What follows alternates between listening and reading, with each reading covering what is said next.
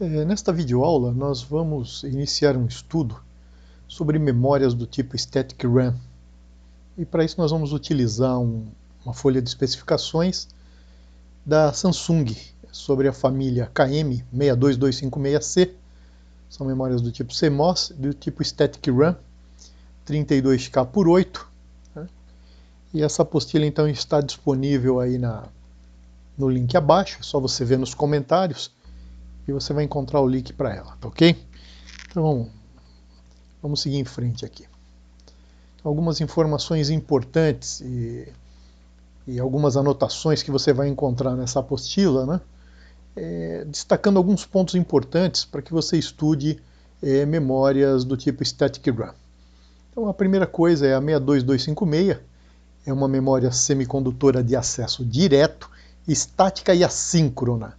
Ou seja, eu não preciso de circuito de refresh, não preciso de clock. Ela está organizada com 32K posições, ou 32 células, e cada uma dessas posições é capaz de armazenar 8 bits. Ou seja, então ela é uma 256K bits. Trata-se de uma memória de acesso direto, RAM, de Random Access Memory. E ela é do tipo RWM, ou seja, ela é Read Write Memory. Então aqui são dois termos, RAM e RWM, e a gente vai ter que buscar então uma interpretação e uma leitura sobre essas duas siglas, né?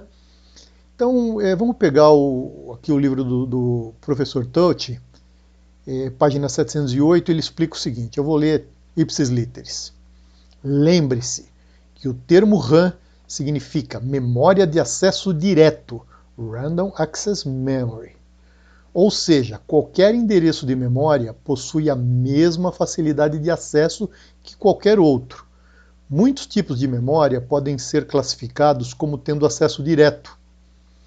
Mas quando o termo RAM é usado para memórias semicondutoras, então a gente entende que essas memórias são as de leitura e escrita, tipo RWM, em oposição a ROM, visto que é comum o uso do termo RAM para significar memória semicondutora RWM, e será empregado então o termo RAM, a partir daqui, para memórias do tipo RWM. Então o que o professor Touch está explicando aqui?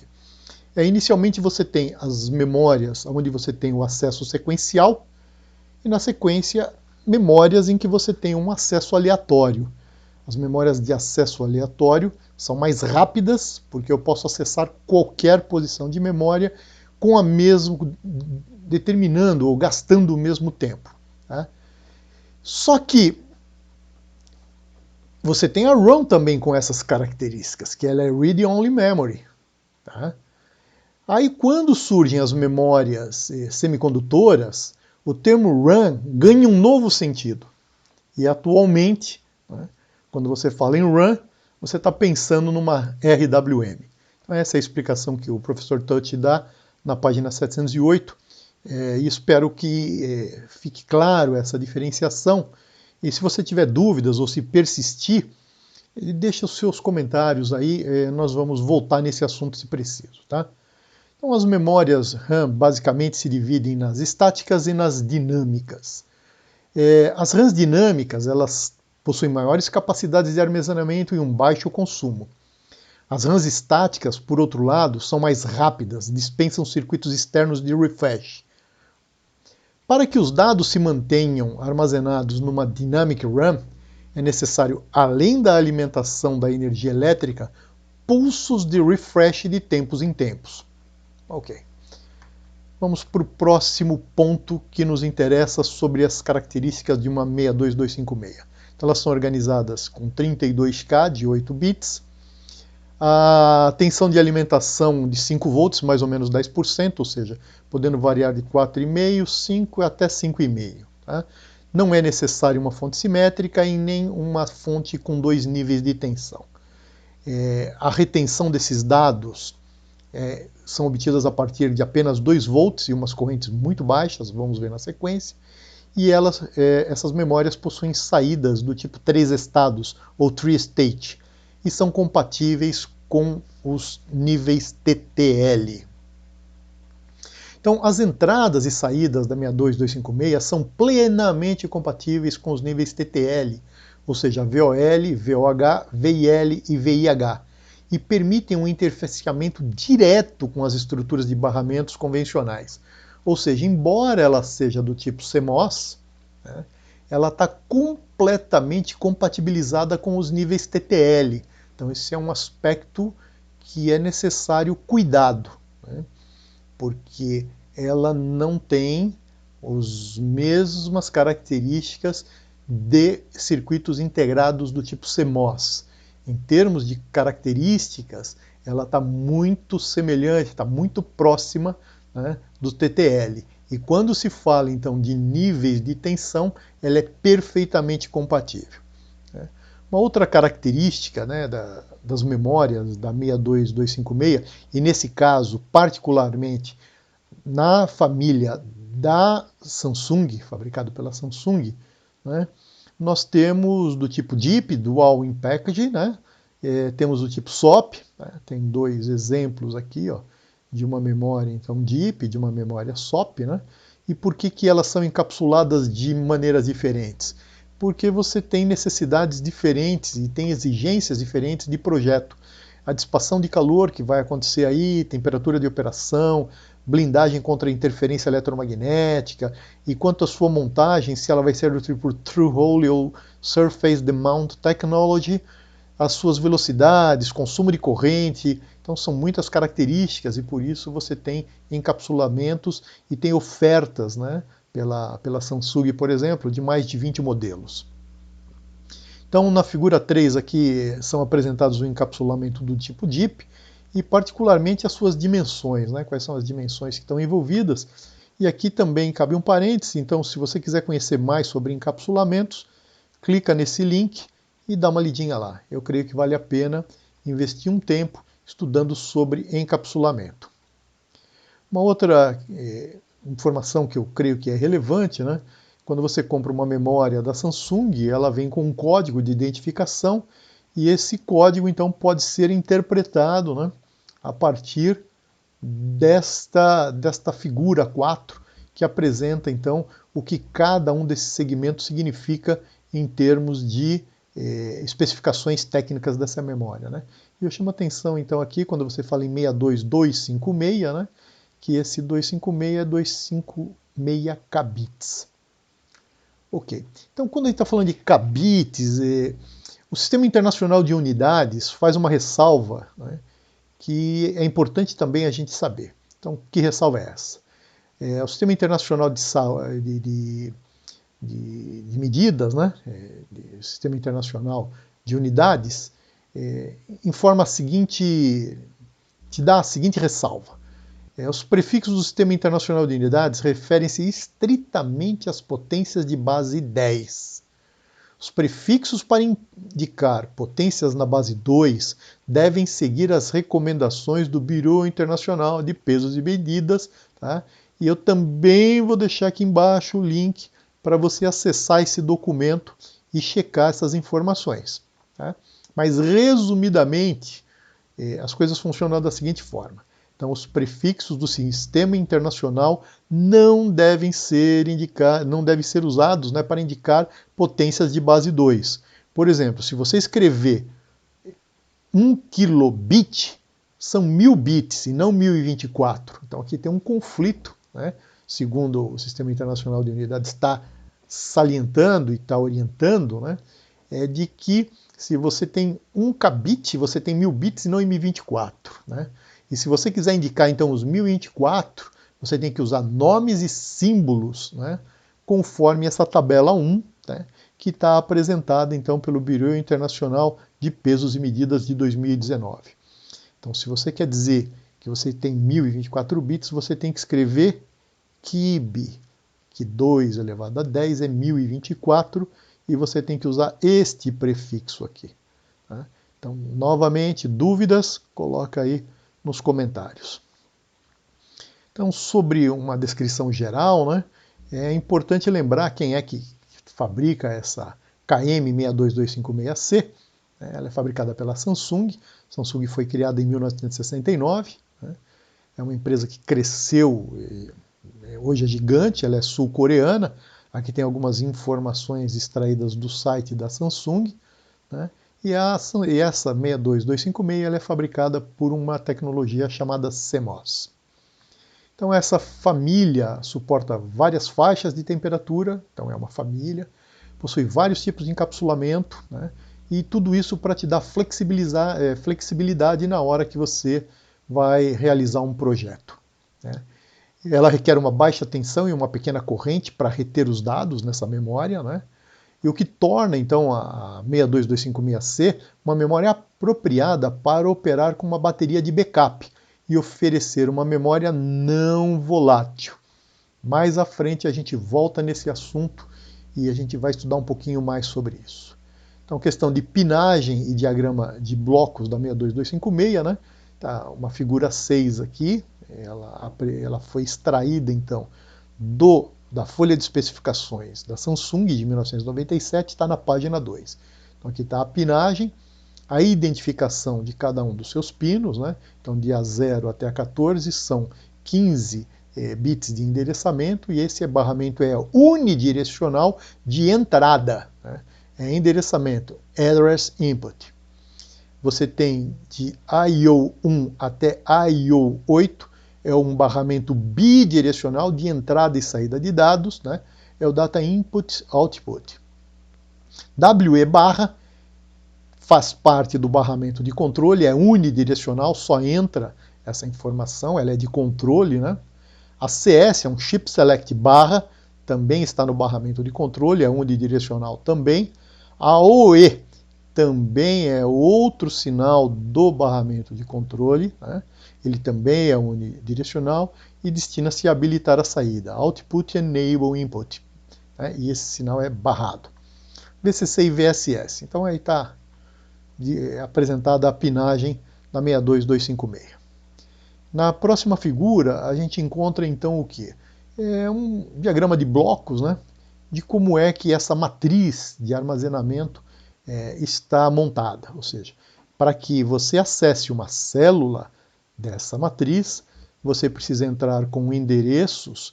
Alguns estão na linha, outros estão na coluna, um decodificador de linha e um decodificador de coluna, né, chegam numa única posição em uma célula e através de controles lógicos você pode gravar informações nessa célula ou pode tirar informações dessa célula. Okay?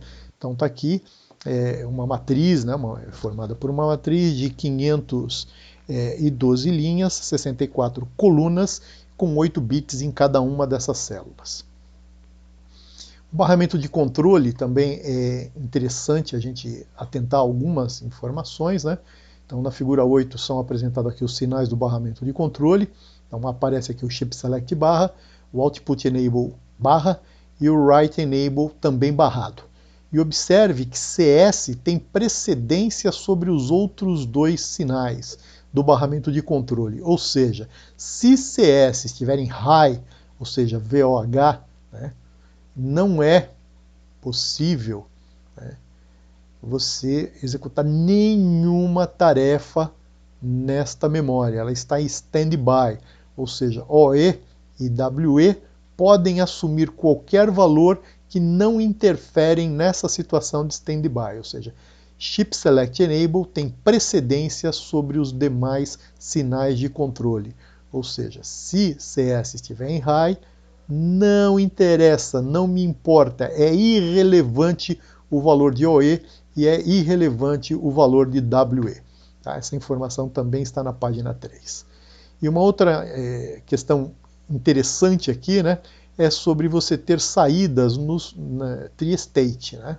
Essas saídas tri-states possibilitam a gente colocar este barramento de dados, então, em tri-state, o que facilita a expansão e a capacidade de memória.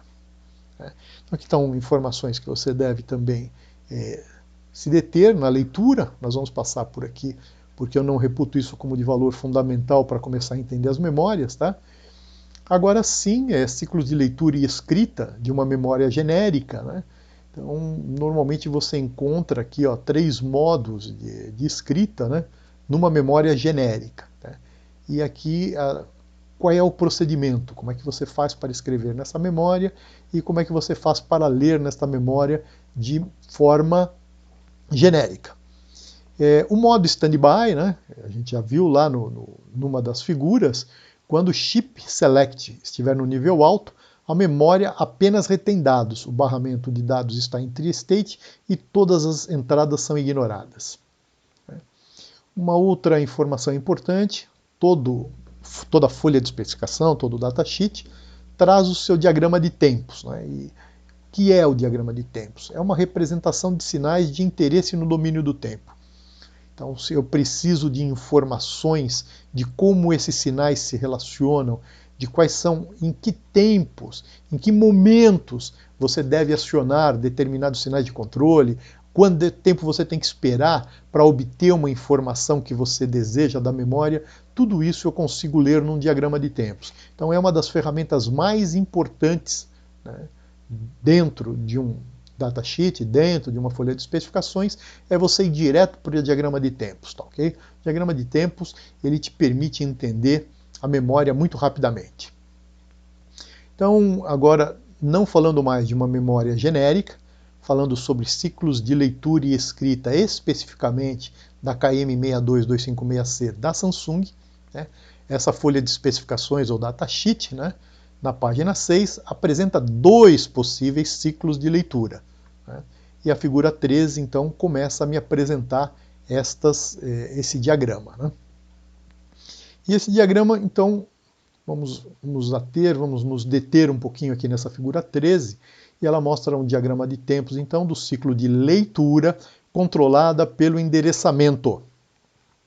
Ou seja, toda leitura que eu fizer dentro de uma célula, eu estarei controlando este acesso pelo endereçamento. Ou seja, chip select, output enable estarão em VIL, ou seja, input low voltage, nível baixo, 0. E a WE barra, né, estará em VIH, ou seja, input high voltage, estará em 1. Então a gente sabe que para escrever na memória, WE em 0. Para ler, WE em 1. Então estamos no modo de leitura. Então, primeira coisa, o endereçamento, então aqui tem um endereço anterior, né? Então essa faixa significa que eu tenho sinais que vão de A0 até A14, né? E não me interessa individualmente cada um dos sinais. Por isso que a representação está desta forma aqui, ó. Então é um conjunto de bits de A0 até A14, né? Mas esse pacote, né, eles me dão um endereço específico. E a partir deste momento, eu saí do endereço anterior e é colocado no barramento de endereços da memória um endereço atual que me interessa saber qual é a informação que se encontra neste endereço aqui. Tá? Então está aqui, ó, deste ponto até este ponto, você tem o TRC, ou seja, o tempo do ciclo de leitura. Tempo do ciclo de leitura. Tá ok? Então, a partir deste momento, o endereçamento está estabilizado e ele se encontra no barramento de endereços da memória. Como o chip select está selecionado, o output enable também, e o WE está no modo de leitura, tá? A partir de que momento eu consigo ler as informações na célula? Então, assim que você troca o endereço, perceba que eu ainda tenho dados anteriores na saída, no data output.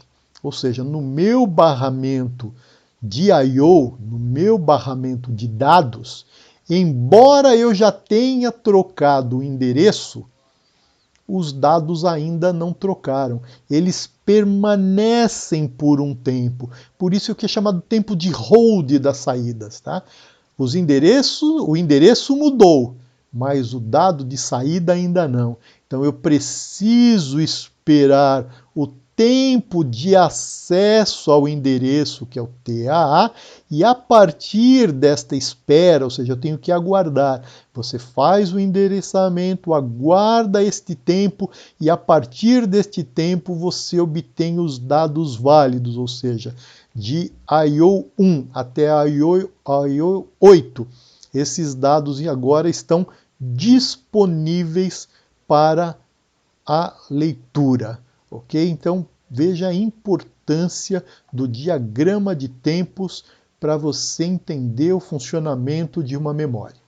Então nós vamos parar aqui esta videoaula na figura 13 e daremos sequência a partir da figura 13 na próxima videoaula. É isso aí.